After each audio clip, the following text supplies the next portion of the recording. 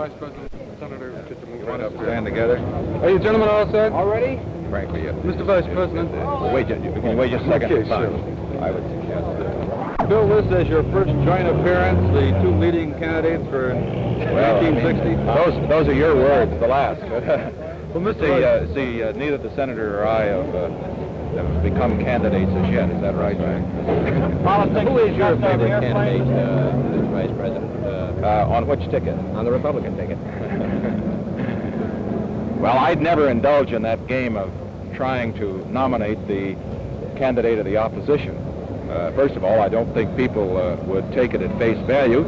And second, I think they have a right to select the man that they think would best represent their party. However, that as far as those who opposed Secretary Strauss are concerned, that they did so because of a contrary belief, a belief that I respect, but one that I also respectfully disagree with. Senator Kennedy, why do you think that the nomination of Louis Strauss aroused so much bitterness in the Senate and led to his defeat? The thing that doesn't happen very often. Why do you think it happened in this case, and why did you and so many other Democrats vote against him? Because we felt that it was in the best interest of the country, based on a rather lengthy hearing and based on a lengthy debate in the Senate, that it was in the national interest that Mr. Strauss not be confirmed. And we took that decision with great deliberation. But we do have a responsibility under the Constitution to advise and consent, and we could not, in this case, consent. What was your feeling about Mr. Strauss? I shared the majority opinion that it was in the best interest not to confirm him. Incidentally, I'd like to point out that that's the book the senator's been reading, the new one by Alan Drury on advice and consent. On advice and consent. Alan Drury, the New York Times. Well, Mr. Vice President, how do you feel about the record of Congress this past term? It's too early to judge the record. It's too early to judge the record, but up to this time, it has been very disappointing. As far as the accomplishments of the Congress are concerned. I would add one other thing. That Would impasse, sir, between the administration and the Congress? no. I believe that no, I do not. Although tempers are frayed, as they always are when issues of great controversy arise, when the interests of the country are concerned on future issues, I am confident that the Congress and the President will find a formula for putting the national interest above partisan interests. And that will particularly be the case, I believe, in the field of foreign policy. I do not anticipate that in the foreign policy area we will end up with an impasse, as you have described it, between the President and the Senate, despite what happened on the Strauss case. Vice President, do you think that Senator Johnson did this with an eye toward gaining liberal support for his presidential ambitions? Oh, I wouldn't want to impute any motives to Senator Johnson. I have great respect for his leadership abilities. I have never questioned his motives. I would only say this.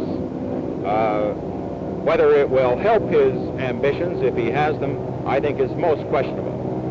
Because, as I've indicated before, I think the people of the United States elected President Eisenhower president of the country. They did so by an overwhelming majority. All the polls show that they overwhelmingly support him today, and I think they think he's entitled to have the men that he selects in his cabinet, unless the Senate finds that those men have something in their background and their character which completely disqualifies them from public service. And certainly I didn't see anything of that sort arise in the Strauss case. Why were the Republicans taken so unaware?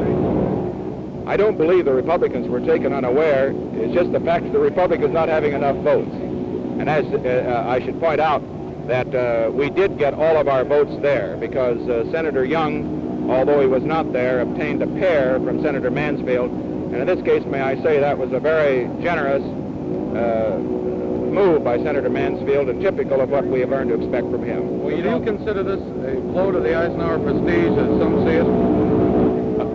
No, I do not. I think that actually the country, and of course I am a little prejudiced perhaps on this, the country is going to look upon the straw's rejection as partisan politics.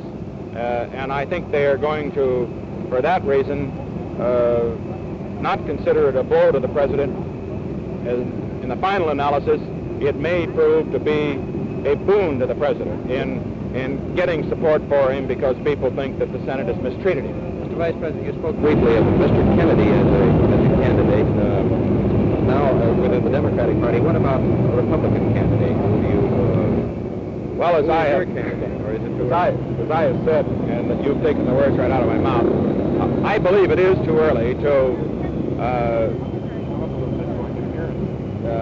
Excuse me, did he want to cut it off? Sorry, I'll go ahead.